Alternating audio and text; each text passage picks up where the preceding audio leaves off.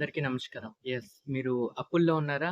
EMIs నెల నెల కట్టలేకపోతున్నారా? అయితే ఇది చేయండి. మన అప్పులు ఎలా ఎళ్ళిపోతాయంటే మీరే మిరాకిల్‌ని చూస్తారు.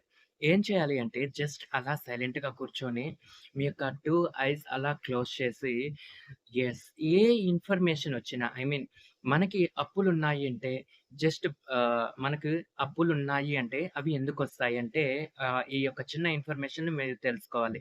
మనకు హయ్యర్ మైండ్ ఉంటుంది. లోవర్ మైండు ఉంటుంది.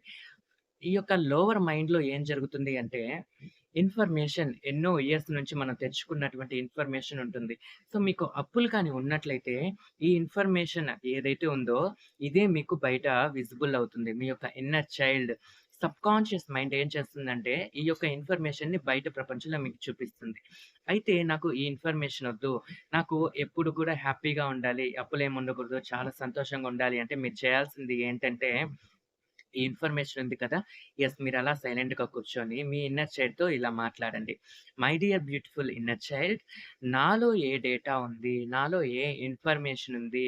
నేను ఈరోజు ఇలా అప్పులు చూస్తున్నాను నా ముందు. తీసేయి, తీసేయి, తీసేయి అని చెప్పి I am sorry, please forgive me, thank you, I love you. ఇలా ఎంత వీలైతే అన్ని సార్లు మీరు హోపోనోపోనో డైలీ కంటిన్యూగా చేస్తూ ఉండండి. మీ ఓపిక ఉన్నంత వరకు చేస్తూనే ఉండండి. మీరే అద్భుతాల్ని చూస్తారు. Right? Thank you so much.